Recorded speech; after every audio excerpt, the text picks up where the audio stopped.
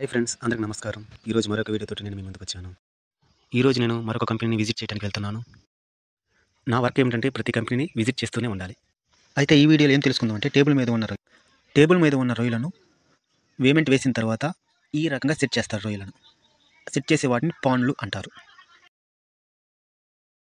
ఈ విధంగా ప్రతి ఒక్క పాండ్లను సెట్ చేస్తారు. అలాగే బ్లూ కలర్ షీట్ను వాటి మీద ఉంచుతారు. అలా రెడీ చేసుకున్న వాటిని రో వైజ్గా సపరేట్గా ఈ విధంగా సెట్ చేస్తారు. ఈ మిషన్ పేరు ప్లేట్ ఫ్రీజర్. ఇంతకుముందు అమర్చింది ఈ మిషన్లోనే.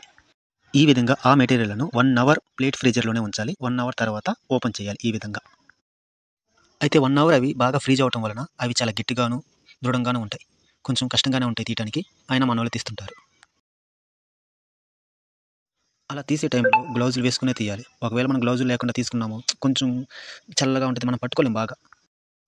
అలా అమర్చిన ఆ మిషన్లో ఉంచిన వాటిని అన్నిటినీ ఈ విధంగా తీసి ఈ విధంగా సెట్ చేసుకుంటూ రావాలి.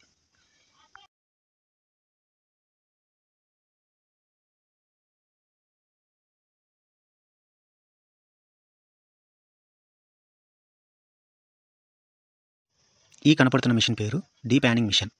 దీనివల్ల యూజ్ ఏమిటంటే ఇంతకుముందు మనం ప్లేట్ ఫ్రీజర్లో నుంచి తీసిన 1 అవర్ ప్లేట్ ఫ్రీజర్లో ఉంచాం కదా పాండ్లను, వాటిని ఈ మిషన్లో వేస్తే పాండ్లో నుంచి స్లాబ్గా డివైడ్ అవుతుంది. అది ఏ విధంగా అనేది ఇప్పుడు చూద్దాం మనం. అలా అమర్చిన వాటిని అన్నిటినీ డీ ప్యానింగ్ మిషన్ దగ్గరకు వచ్చి ఈ విధంగా డీ ప్యానింగ్ మిషన్లో వేస్తారు.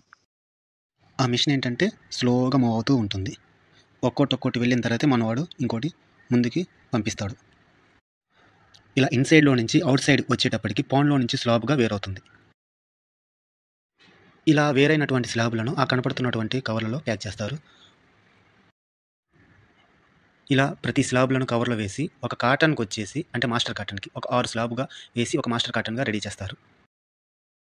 దీనినే మాస్టర్ కాటన్ అంటారు. 6 స్లాబ్స్ ఉన్నాయి కదా. ఫైనల్గా ఇలా ఉన్న రొయ్యలను ఇలా స్లాబ్లుగా తయారు చేసి మనం ఏ కంట్రీకి అయితే ఆర్డర్ పెట్టుకుంటే ఆ కంట్రీకి ఎక్స్పోర్ట్ చేస్తాం.